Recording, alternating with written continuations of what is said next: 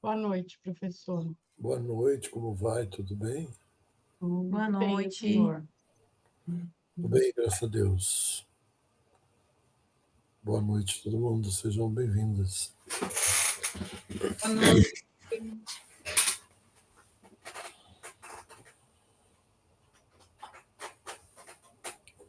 Boa noite.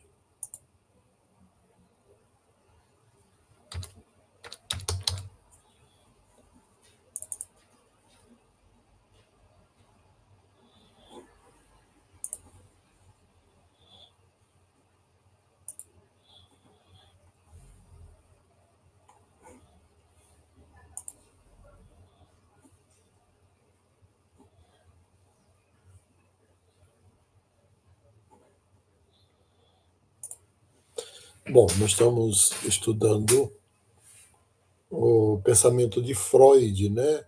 A epistemologia do pensamento de Freud. E eu acredito, deixa eu dar uma olhada aqui no calendário, porque depois nós vamos ter o Jung, né? O tempo passa com uma velocidade tão grande, né?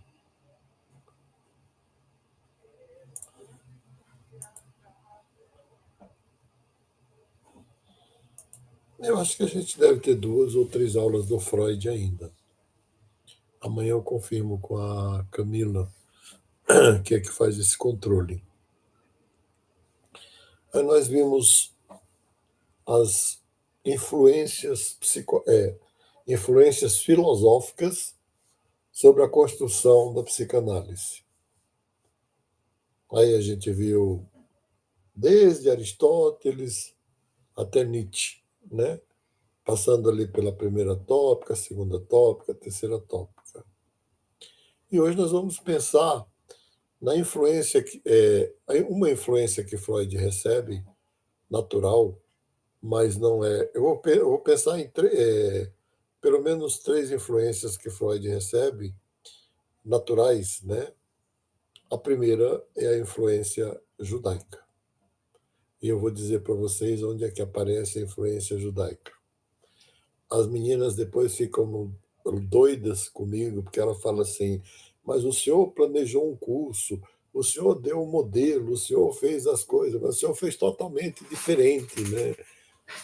Aí hoje eu estava conversando com a minha mulher, minha música preferida de Frank Sinatra é My Way, né? E aí ela falou assim, mas qual é a melhor tradução de My Way? Eu falei, que eu fiz do jeito que eu quis, eu fiz do meu jeito. Mas eu sempre fiz assim, né?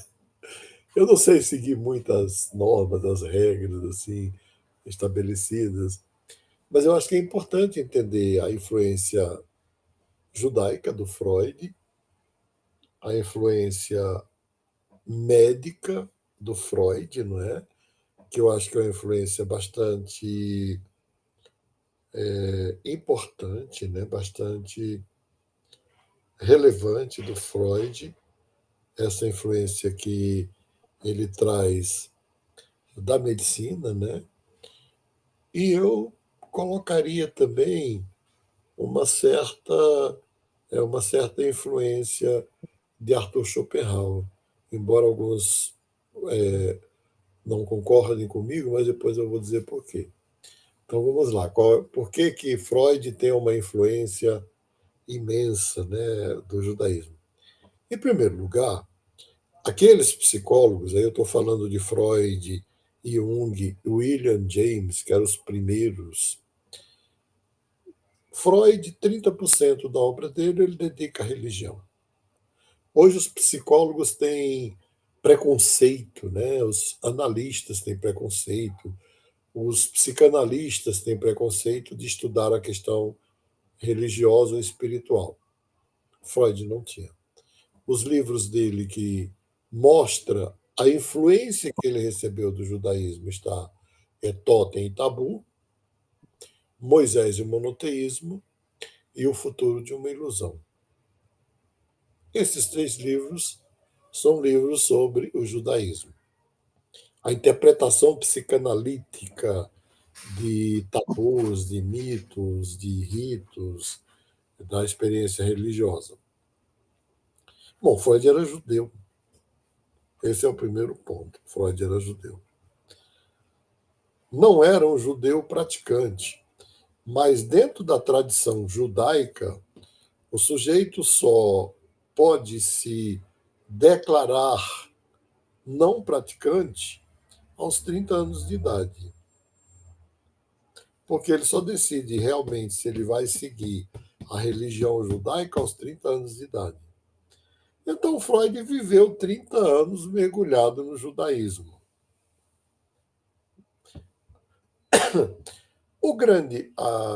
Há uma crítica que se faz ao pensamento freudiano em relação ao judaísmo, mas é quem não entende, quem não estuda teologia, nem judaica, nem cristã, nem nada, porque as fontes que Freud usa, primeiro que Freud não usa a Bíblia.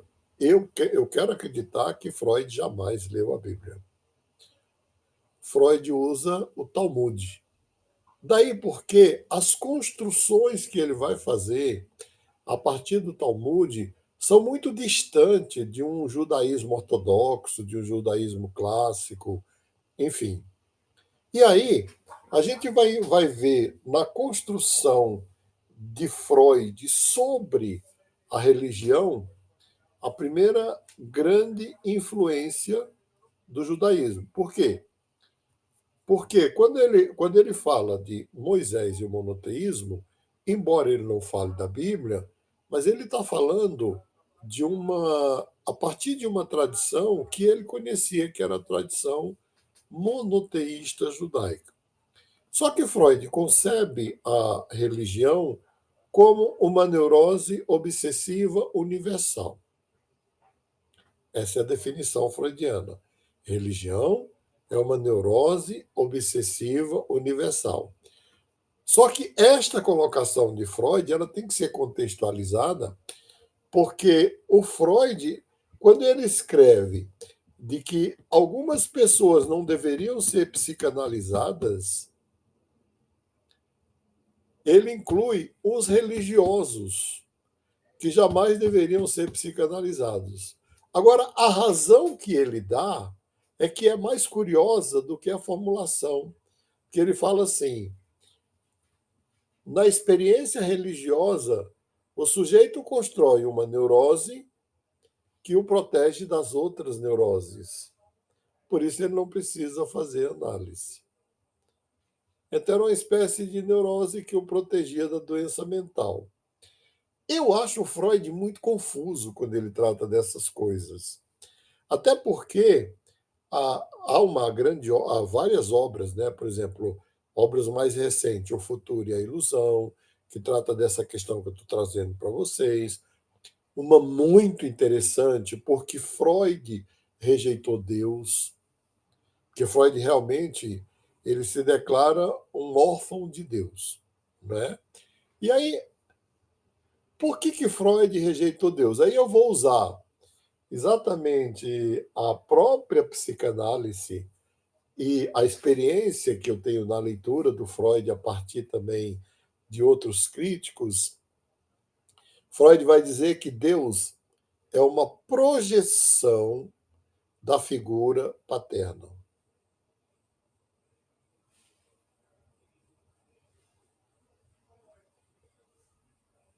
Ele está certo. Não tem como você, especialmente quem já fez análise, ou quem é analista ou psicanalista, não tem como você negar esta afirmativa de Freud. Ele vai dizer, olha, a imagem de Deus é uma imagem ampliada da figura paterna. E aí a gente vê na clínica que o modelo de experiência que se constrói na experiência de Deus, para quem tem, e quem vive isso, experimenta isso, geralmente está construída sobre a experiência que aquela pessoa teve com o próprio pai. Então, se o pai era alguém que punia, Deus é alguém que pune. Se o pai era permissivo, Deus é permissivo. Se o pai era uma figura saudável, Deus é saudável. Mas olha, nisso daí a gente fica impressionado como algumas formulações de Freud foram tão precisas. Agora, a pergunta é, por que ele se torna um judeu ateu? E qual a influência do judaísmo na obra dele? Porque assim, se o sujeito foi judeu, ou foi protestante, ou é protestante, eu nem digo que eu fui protestante, porque esse tipo de crença é como um vírus que você inocula na tua cabeça e não sai nunca mais, né? Então, assim, ele dizia, eu fui judeu, mas isso é tolice. Quando você pega o pensamento dele sobre Deus, você vai ver o judaísmo todo lá. E aí, por que ele rejeita Deus? Naquela época, nós estamos vivendo aí no final do século XIX, Freud vai nascer na segunda metade do século XIX. O que acontece? O mundo era sacudido por muitas guerras, né? E a semelhança do que acontece, por exemplo, na Ucrânia, na Rússia hoje, em outros países, quando tem guerra, os jovens morrem. Os velhos não morrem porque eles mandam os jovens para a guerra e eles não vão, não é? E aí, as mulheres, em geral, mulheres daquela época, daquela geração, e as mulheres. Hoje tá difícil, por exemplo, está diferente. As mulheres russas, elas estão desembarcando maciçamente no Brasil, já que os jovens lá estão desaparecendo, então elas estão vindo para cá. As ucranianas também, para casar aqui. Mas naquela época não havia essa possibilidade, então elas casavam com homens muito mais velhos. E a mãe dele casa com um homem que tem o dobro da idade dela.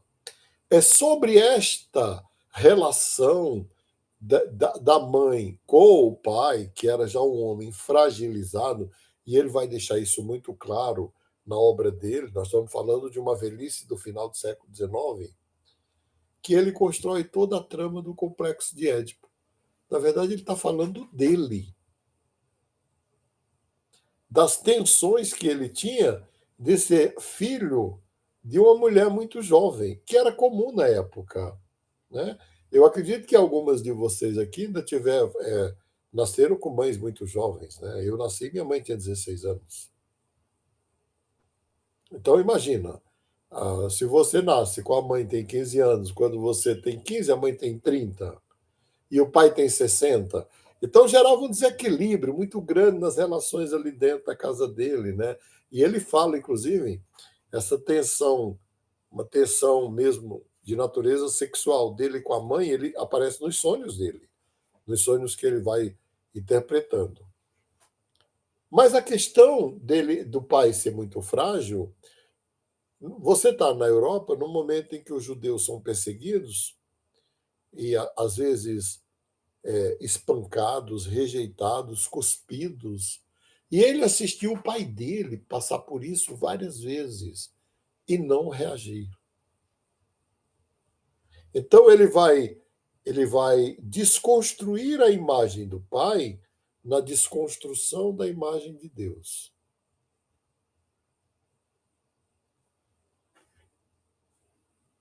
Ele rejeita o pai. O pai é uma figura que não merece respeito, né? Mas, por outro lado, aonde vai ter a maior influência do judaísmo na obra de Freud é na psicologia feminina da obra de Freud, na psicologia da mulher. A mulher freudiana, ele vai construir a mulher freudiana, e eu estou falando de Freud, por amor de Deus, eu não estou falando do pensamento de um psicanalista contemporâneo, como Gotardo Caligares, como Maria Homem, não estou falando de Freud. O Freud, ele vai colocar a mulher, né, como sendo um ser que é marcada pela falta. ele vai dizer que na infância, quando a mulher percebe que o homem tem o falo e ela não tem, ela vai desenvolver uma inveja deste homem, porque ele tem algo que ela não tem. E ele vai mais longe, ele vai dizer que a sexualidade feminina é marcada pela ausência da sexualidade. Aí eu sou muito brincalhão, e com todo respeito, eu bem que gostaria de ver a cara de Freud hoje, encarando as mulheres de hoje.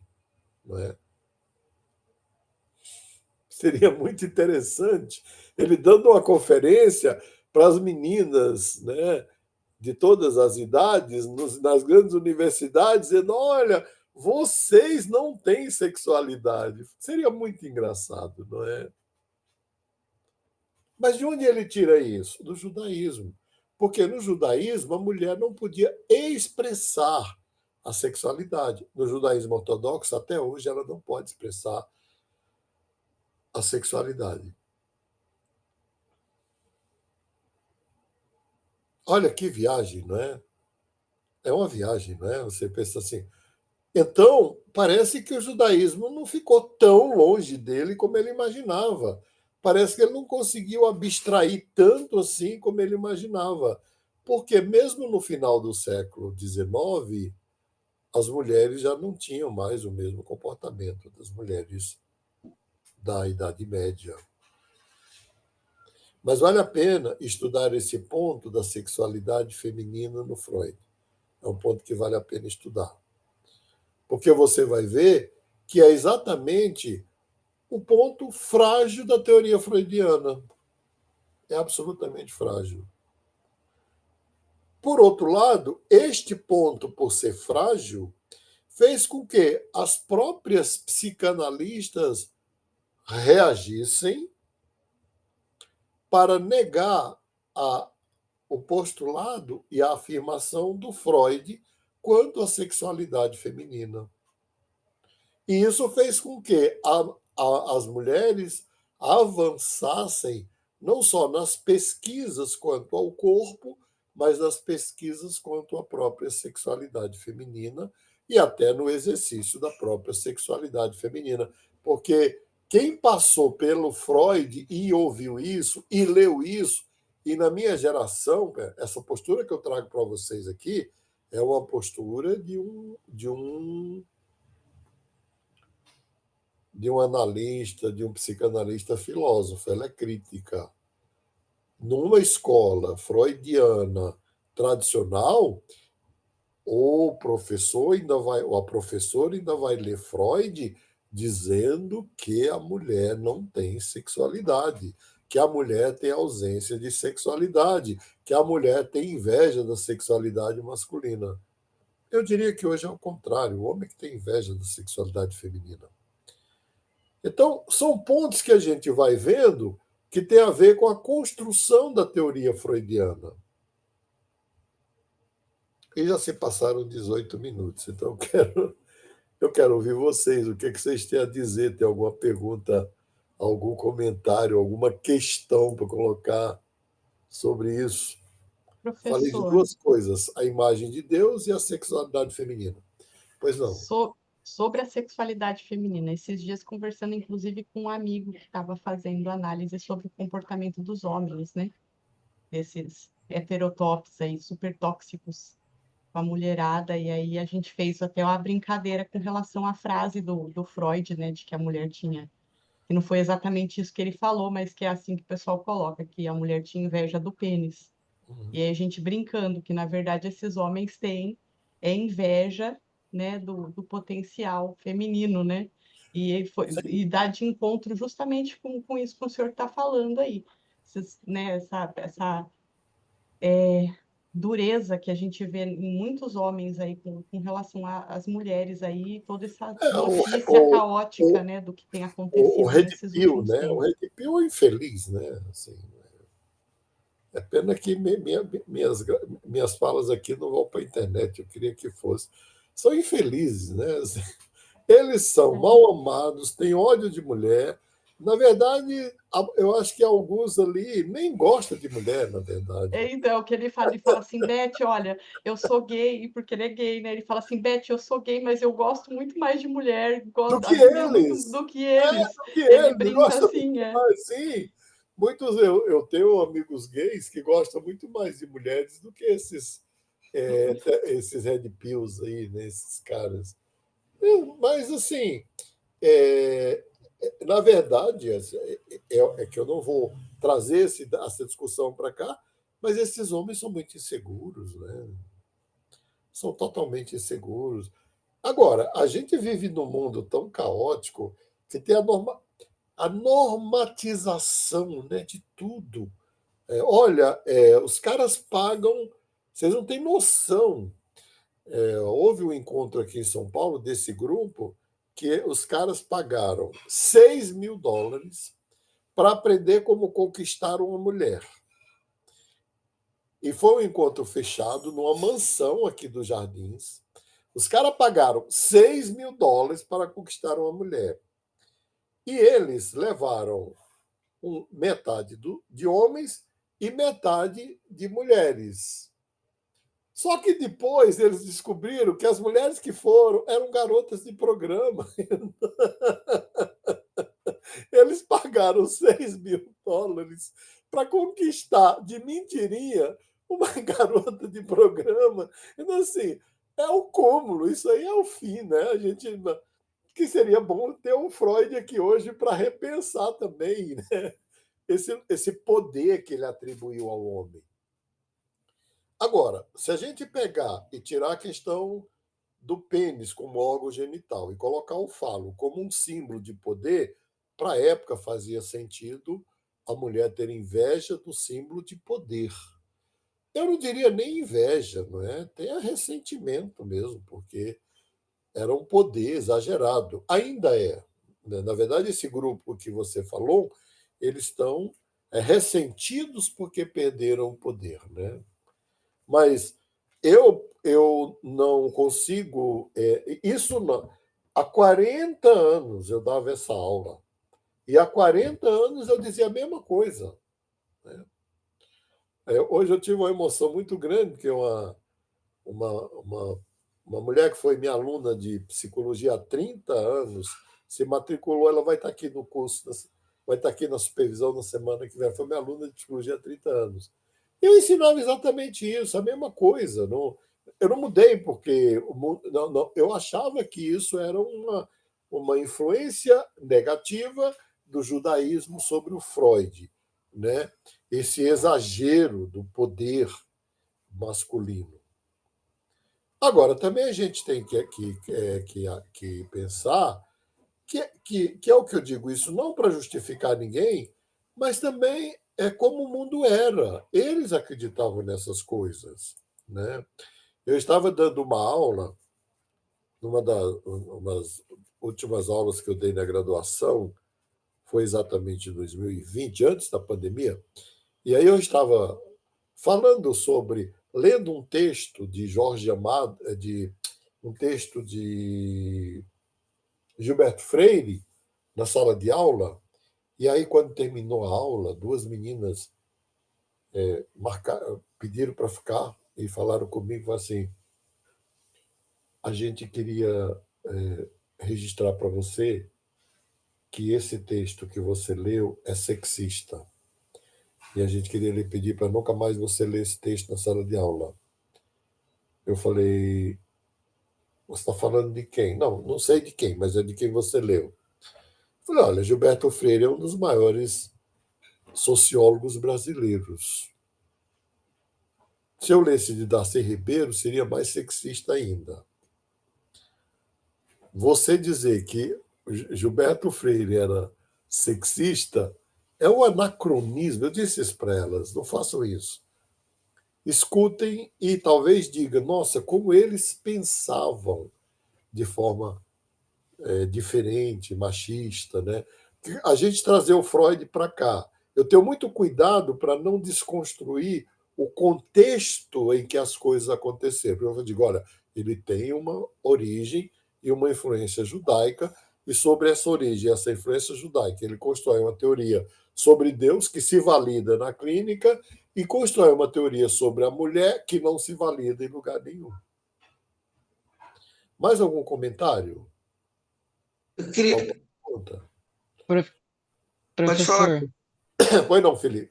não, eu ia comentar até ontem, alguém falou, né, sobre as questões aí do Freud, o complexo de Édipo, né, se, eu vejo, né, pelo menos até um tempo atrás, acho que hoje não tanto, mas boa parte não sabe a diferença entre sexualidade e o ato sexual em si, E né, genital então a sexualidade é algo muito mais amplo, é, né, e eu queria ver a cara do Freud, por exemplo, vendo como é que essas comunidades ribeirinhas, né, que ainda vivem afastado desse mundo moderno que a gente está acostumado, né, e visse que lá é tudo meio igual a coisa, sabe? Eu tenho uma amiga que foi para o Peru ano passado, eu não sei se vocês conhecem aquele pessoal que mora naquelas flutuações que tem lá, tem comunidades que ela estava me contando e lá é assim, os casamentos são feitos assim, eles vão morar junto, ficam 2 anos morando junto, para pô, ver se vai dar certo. Ela olhou e falou assim, tá, mas e se a menina engravidar? Aí a mulher olhou para ela e falou assim, aqui nenhum bebê vem sem a nossa vontade. A gente toma chá, a gente cuida, e eu queria ver. Então, assim, então, é meio igual a na coisa, não tribo tem terena, isso. na tribo terena com a qual eu convivi 10 anos, com a qual convivi 10 anos, É, as mulheres não podem falar com os brancos. E é, isso foi muito interessante, porque a minha mulher me acompanha em tudo que eu faço. E ela viajou, aham, ela viveu com os índios junto comigo e tudo, e ela não entendia isso, não aceitou isso, e ela falava direto, e os índios não podem falar com as brancas. Bom, e a gente achou isso um tabu tremendo, né? E eu queria entender por que, que tinha esse tabu. E aí o cacique me explicou, falou, Máspoli, a mulher terena é ela que escolhe o homem, não é o homem que escolhe a mulher. E ela escolhe ir com quem ela quiser, quando ela quiser. E isso não é nenhum problema. Eu falei assim, poxa, então é muito diferente, é totalmente diferente. Então elas não podem falar com os brancos, porque se ela decidir com o branco, ela vai. Né? Não, não tem tabu. Não tem. Como Professor, é, como não tem a sexualidade quilombola e indígena é equivalente, eles não têm nenhum tabu sexual. Nem de parceiro, nem de parceira, nem você vai encontrar mulheres com mais de um homem e vai encontrar homens com mais de uma mulher. Eu convivi com essa realidade tanto nos índios terena quanto nos quilombolas do Amazonas. Fala, querido. é, professor, eu queria fazer um comentário. Fala, Felipe. Não, eu acho que dá para amarrar um pouco de tudo que estão falando aí, né? Porque você me conhece, eu sou aqui do Vale do Ribeira, que é com as comunidades, tem bastante comunidade quilombola, caiçara, indígena, Indígena. guarani. Eu estou lendo Casa Grande Senzala, do Gilberto Freire, agora, pela terceira vez. É um É, livro que eu gosto muito. E sou freudiano, como o Gilberto Freire é bem freudiano aqui. Bom, o que eu penso assim, a respeito desses assuntos que foram colocados, principalmente a respeito do Freud, eu tenho um problema em analisar a obra de qualquer autor por uma via muito psicológica assim da biografia dele. Então, por exemplo, quando o Darcy Ribeiro fala que Gilberto Freire via a situação do Brasil colonial da sacada da Casa Grande, eu acho que ele está certo. Ele via dali mesmo uma posição era onde ele do estava. branco, da onde ele estava. É lógico que há essa interferência no autor, mas eu não me deixo assim achar que isso domina todas as conclusões que o autor tira. E ele vê da sacada da Casa Grande, mas pelo menos ele vê como brasileiro. Enfim, falando do Freud e do judaísmo, eu acho que influencia, mas eu não gosto muito de assim, dizer que as conclusões dele veio a partir das experiências pessoais e não da experiência clínica. Senão isso invalidaria também todo o conhecimento que a gente estaria falando só de filosofia. E sobre a questão da mulher, na teoria de Freud, muitos será como Freud viria e tal. Ó, eu sou freudiano, mas na parte da sexualidade eu discordo dele, vou para o Reich. Mas o Freud era bem cabeça dura, eu acho que ele viria igualmente. Porque ele estava na Belle Époque, saindo de uma modernidade quase medieval, e é o momento que a mulher mais estava tendo liberdade na história da humanidade. Então, assim, é escrachante, assim, a Belle Époque, estudar ali a questão da mulher dos anos 20, né? E ele via assim, e o Reich discordou, e outros discordaram, e o Freud continuou vindo assim. Mesmo que eu discorde dele, eu acho que é meio mancada.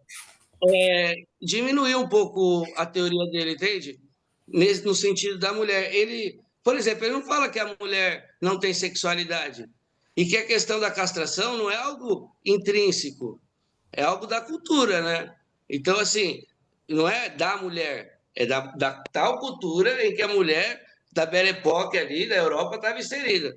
E, assim, sobre a questão dos quilombolas e dos indígenas, eu acho que também há uma visão um pouco fetichista nossa em relação à cultura deles, do branco, de havê-la como um matriarcado que nos fosse muito cômodo. E pelo que eu estudo, tem algumas questões também que, se a gente olha, a gente vai achar um estranhamento. Uma delas que eu achei quando eu vi, e falar de cultura tupi é muito variado, e quilombola também, porque eles são bem conservadores, os caiçaras daqui. Uma vez eu me lembro, até hoje, que eu estava com o cacique e uma menina perguntou sobre as relações homoafetivas na comunidade. Lógico que tem todo o processo de aculturação que teve depois. Ele não conseguiu entender o que ela falou, só pelo jeito dela se comunicar, porque era uma comunicação assim super pós-moderna. Ela estava falando com o cacique. E aí eu achei até meio incômodo da minha parte reduzir assim. E falei, mas de modo objetivo, ó, questão do homem com homem, mulher com mulher. Ele falou, na aldeia sai para fora, vai fazer isso lá fora. Na aldeia não. E o papo, mas assim, sem problema nenhum. O papo continuou. É só um tabu daquela aldeia, daquela questão. Lá nos. Só não vou me alongar muito, mas outra questão que era muito. Que o Gilberto Freire fala, a gente pode questionar um pouco, mas é a questão do espancamento da mulher dentro das comunidades tupis. Quando havia os ciúmes, que era raro. Não era comum e não era obsessivo como o nosso. Mas quando havia os ciúmes, e havia um conflito no acordo entre o homem e a mulher, que havia acordos daquela comunidade também, não era assim uma suruba a céu aberto, havia o espancamento de mulher. E o Gilberto Freire, por exemplo, atribui a ideia do brasileiro daquele de briga de marido e mulher não se mete a colher. Vem dessa tradição um pouco, principalmente tupi, nambá, não guarani, do espancamento das mulheres. Não são todas as tribos, mas algumas.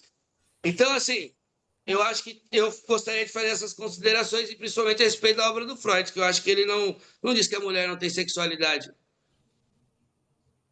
Sim, mas veja bem, eu pensei em dois aspectos para dizer, olha, aqui tem uma influência, né? Não é da obra do Freud, é em dois aspectos apenas. Agora, sobre etnia, sobre o que eu falei dos terenas, não se aplica. Onde eu estive, que vai ali de Mato Grosso até o Xingu, se bem que eu me fixei de Miranda, aqui da Ana, só ali tem 10 etnias diferentes. E cada etnia tem costumes absolutamente diferentes. Né? Então, não se aplica. Bom, de qualquer forma, eu cito para você, chama-se duas obras interessantes, O Futuro e a Ilusão, e a outra de uma grande psicanalista contemporânea inglesa, que chama-se Porque Freud Rejeitou Deus. E aí ela faz uma psicanálise do Freud. É uma obra muito interessante, porque ela não vem de um divergente, de um dissidente, né? Ela vem de uma pessoa que é discípula dele. Porque, como que é o nome da obra, Porque, professor? Porque Freud rejeitou Deus.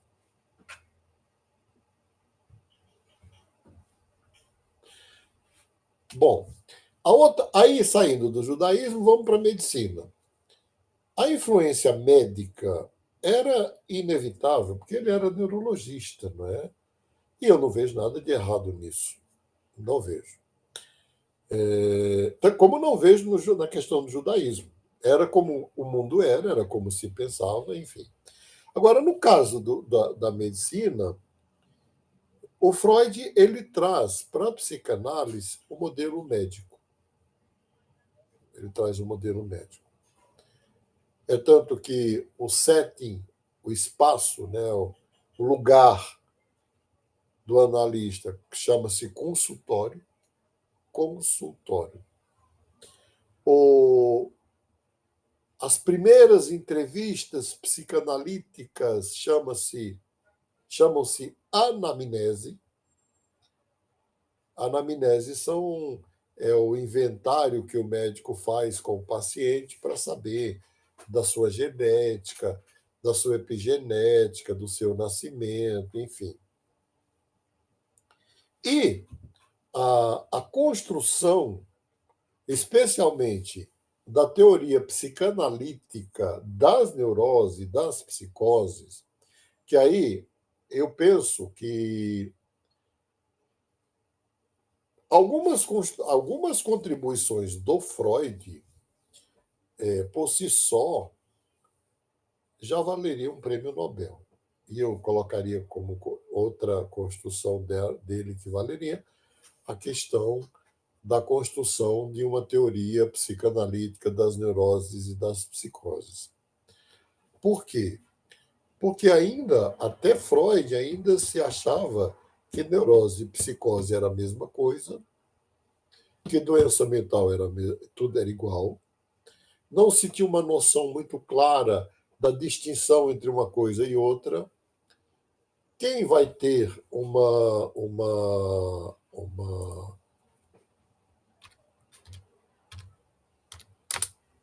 compreensão muito interessante sobre isso, né? Além do Freud, é o filósofo Karl Jasper, né? Que viveu de 1883 a 1969. Foi contemporâneo do Freud. Eu, na verdade, acho que uma psicopatologia, para ser completa, ela tem que ler o Jasper, que é uma psicopatologia fenomenológica, e ela tem que ler Freud, que é uma psicopatologia médico-psiquiátrico, psicanalista.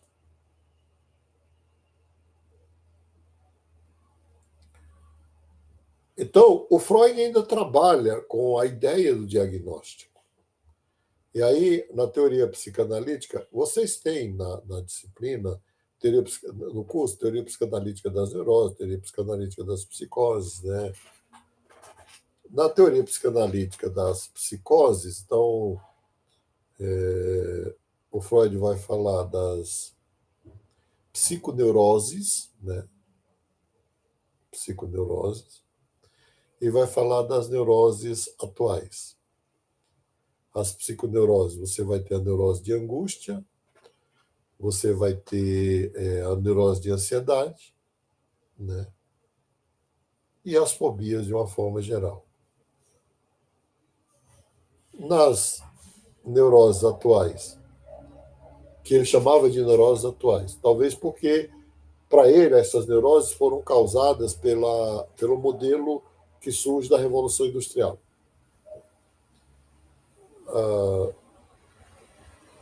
A mais comum, eu não sei, não, desculpe, das psiconeuroses, eu vou repetir, psiconeurose, é a histeria de conversão, psiconeurose, histeria de conversão, transtorno obsessivo compulsivo e neurose de angústia.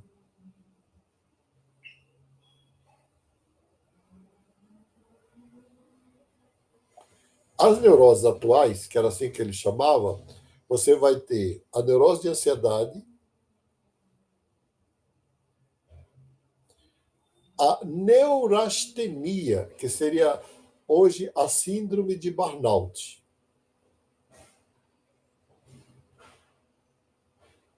E as fobias.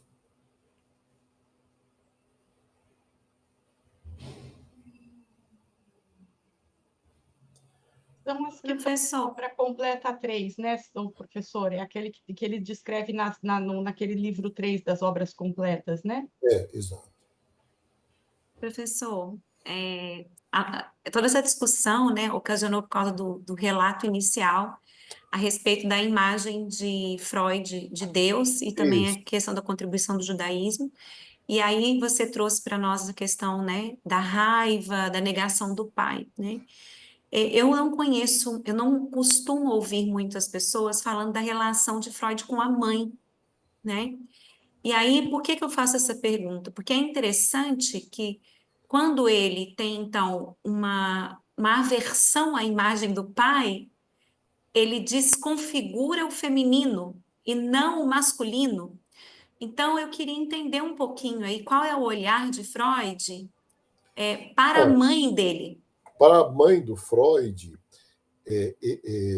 isso vocês podem encontrar na obra de Jean-Paul Sartre, que é a Freud além da alma, né? Porque ler o Freud, para tentar entender o Freud sobre ele mesmo, a partir dele mesmo, é complicado, né? Então, você tem que trazer alguém de fora que contribua. O Freud se sentia ameaçado pela juventude, pela sexualidade da mãe. Isso é fato, né? Ela era uma mulher muito jovem, e muito jovem, muito próxima dele. Não é que Freud tinha algum tipo de distúrbio, alguma. Não. É que não havia a figura paterna ali para fazer o corte entre o filho e a mãe. O pai já é um idoso fragilizado, bem fragilizado, e a mãe é uma mulher no auge da vida, da juventude, da sexualidade, do poder feminino. E eu acho que quando o Sartre trabalha esse momento da vida do Freud, fica muito claro, em alguns sonhos do Freud que o Sartre interpreta, que tem um. Eu não diria, não é um desejo, tem um temor do feminino. Tem um temor. Embora ele seja muito próximo dela e ela dele. Muito próximo. Mas ele descobre, por exemplo, que muitas vezes, quando ele era menino, ele chorava, não porque ele sentisse alguma coisa, mas porque ele queria sentir o calor do colo e do corpo dela, que é natural para todo filho. Então ele fala que o choro dele, que muitas vezes fazia com que a mãe largasse tudo, largasse o pai e fosse lá, não era de sofrimento, não era de dor, era, usando a linguagem dele, era um choro do desejo infantil para ter o calor do corpo e do colo e da presença da mãe. Agora, a pergunta que tu me fez, eu nunca me fiz, eu vou pensar sobre ela, que é muito interessante. Na verdade, eu acho que caberia alguém fazer uma pesquisa, até um artigo, né, sobre a relação do Freud com a mãe e por que dessa necessidade de, dentro da teoria, no mundo dele, desconstruir o feminino. Professor, Eu tenho bibliografia para falar da relação dele com o judaísmo, mas não tenho para falar da relação dele com a mulher, tá bom, Laura? Fala, querido. professor, é o Roberto. Está me ouvindo, professor? Estou ouvindo. Ah, tá. Eu li algo sobre a figura paterna na teoria freudiana e um como é que se diz, dos motivos, né, da figura paterna seria colocar um limite para que não houvesse incesto. Tem sentido isso? Tem, total. Eu acho que eu devo para vocês, e eu não vou me incomodar com o tempo do curso, pode passar, né? Não pode diminuir. Mas eu vou dar uma aula para vocês sobre a regra da proibição do incesto, baseado lá no Hammurabi, no Moisés, enfim, porque se a gente não entender isso, a gente não entende a obra de Freud. É, é, é óbvio que hoje, não é? Isso já está tão cristalizado na consciência humana que parece que a regra é natural, mas ela não é. Ela não é. Eu vou deixar isso, vocês me cobrem que eu dou uma aula sobre a regra da proibição do incesto. Bom, pode ser a próxima aula já, porque aí a gente já. Porque a ideia dele de homem, a ideia dele de mulher, e especialmente a ideia dele de pai, de mãe e de filho, tem muito a ver com a regra da proibição do incesto. Eu acho que é uma grande contribuição que o Freud dá, e na verdade não é só o Freud que dá. Aí eu vou brincar, agora Felipe vai gostar de ouvir. Na obra sobre as origens do Estado, da família e da sociedade, que seria uma obra mutatis mutandis, semelhante a Totem e Tabu, o Engels trabalha com essa questão do incesto também. E tanto o Engels, que era aquele intelectual, cientista social amigo do Marx, quanto Freud fazem uma historiografia do incesto e colocam a regra como muito recente. Então, na aula que vem, eu vou dar uma aula sobre as implicações psicológicas da regra da proibição do incesto. Agora, trazendo aqui para a questão médica, quando ele construiu a teoria geral das neuroses e a teoria geral das psicoses, eu acho que há uma certa humildade no Freud de dizer que que este mapa, ele não é suficiente para abarcar todos os problemas humanos. E aí ele cria uma outra categoria que, infelizmente, nunca foi levada a sério pelos psicanalistas, que são as parafilias. Nunca foi levada a sério. Os psicanalistas, eles ficaram muito fixados na teoria geral das neuroses, na teoria geral das psicoses, e deixaram para lá. Eu penso que o Freud não trabalhou profundamente com as parafilias porque não tinha tempo. O que ele fez é monumental, não é? É monumental para uma vida com os recursos que tinha naquela época. Ele não tinha tempo. Então, por exemplo, a questão da homoafetividade não fica muito claro na obra dele. As próprias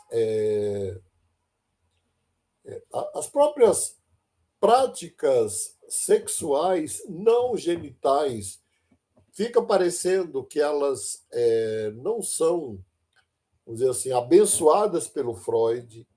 Isso não é justo com o Freud, não é?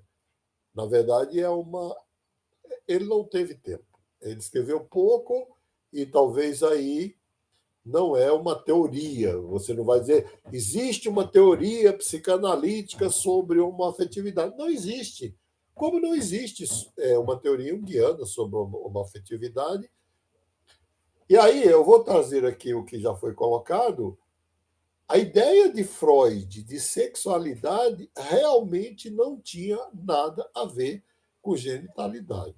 Tinha a ver com identidade. E era identidade no sentido mais profundo, né? Não é uma identidade apenas socialmente construída, mas é uma identidade que expressa aquilo que a pessoa é. Então, enfim, eu queria trazer para vocês, que na aula que vem a gente vai ter sobre o incesto, depois a gente vai ter sobre o método, né? Mas eu queria trazer para vocês eu acho que eu consegui, de onde vem o pensamento do Freud. Porque na graduação, na maioria das universidades, não em todas, mas passa-se a ilusão de que estes homens tiveram, vamos dizer assim, de que eles inventaram a roda, né? E eles não inventaram. Eu tenho aqui, isso aqui já está em português, para quem gosta de ler, vale a pena. Foi lançado recentemente, eu acho que não tem 4 ou 5 anos. A Descoberta do Inconsciente, já tem em português. Né? Parte das minhas aulas estão fundamentadas aqui, por grande parte, que é exatamente uma ideia de uma evolução dentro da própria concepção de mente, de psique, de saúde mental, de doença mental, né? O que não tira a genialidade dele. Eu acho que ele ter percebido que as coisas são desta forma e colocado desta forma, especialmente, eu sou fã da teoria da... Eu nunca superei a teoria psicanalítica das neuroses nem das psicoses. Eu nunca... Já estudei profundamente a neurociência no meu segundo doutorado, mas eu nunca... Eu acho que ela ainda é muito atual, muito atual. Ela ainda é muito atual para explicar muita coisa. Agora, é óbvio que também ele nos dá um mapa, não é? Não é exatamente... Porque por causa da nossa formação científica precária, e eu me incluo nisso, nós temos um vício muito grande, que é de confundir teoria com verdade absoluta. Não é. Não é. Teoria é o melhor mapa que se tem de uma determinada realidade científica.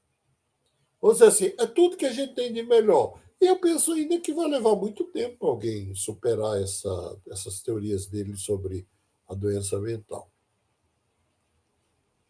Mas ele trabalhava com modelo médico, sim, porque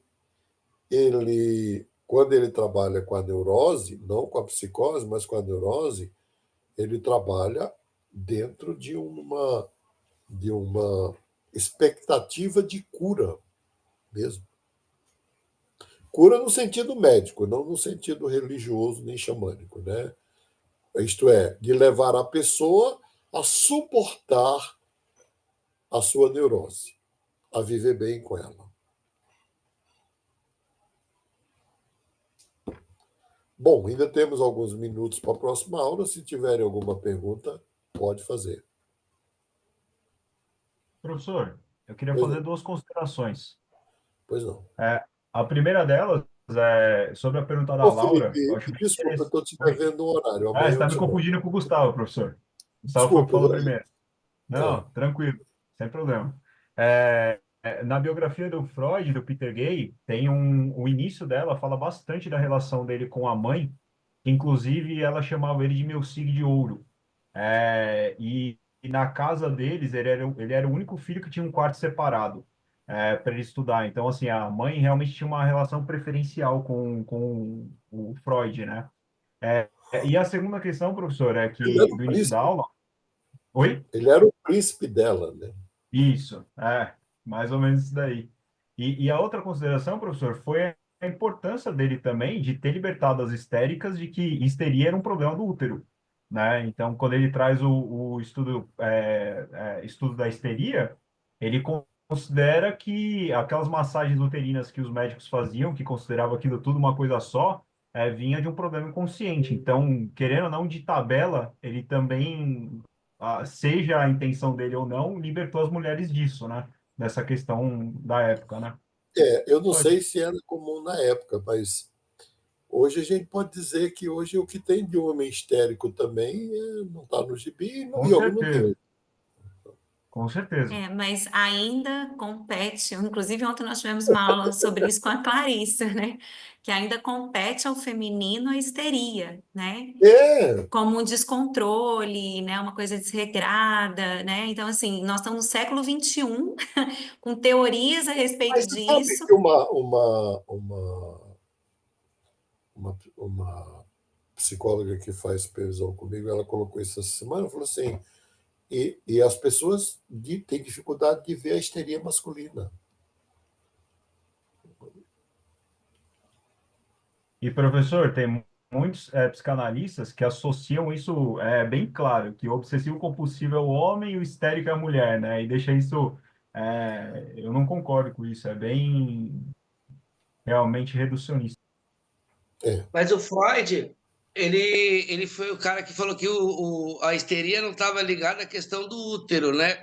Com o negócio do sangue. Fala assim, não, sim, ele rompe com isso. acontece em homens, o que a ciência não atribuía. Agora, eu acho que é exagero falar que ele libertou as mulheres da histeria, porque no imaginário fica, né? Mas um livro que eu recomendo, inclusive também para estudar o começo do que a gente estava falando, do imaginário, inclusive da psicanálise, como que ela contribui para isso, é o História da Sexualidade do Foucault. Ah, isso é maravilhoso. E a história da loucura também, né? Você entende como que a gente atribui os papéis a isso ou aquilo e como que a psicanálise tem seu quinhão de problema. É. Eu termino aqui a aula de hoje neste aspecto, falando, olha,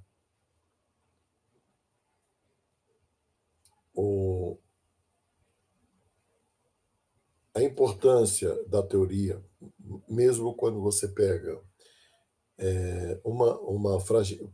Quando é que uma teoria é forte? Uma teoria é forte não é quando ela comprova a hipótese, é quando ela nega a hipótese. Então, por exemplo, eu atribuo o avanço que se teve no século XX ao estudo da mulher, da sexualidade da mulher, da saúde da mulher, a estas lacunas da obra de Freud sobre a mulher.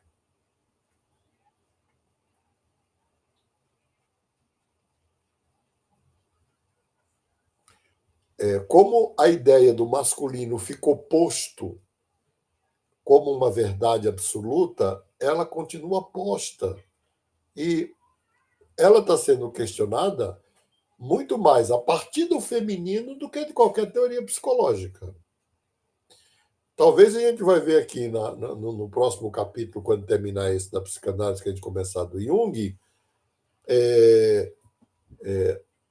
hoje não mais, né? Porque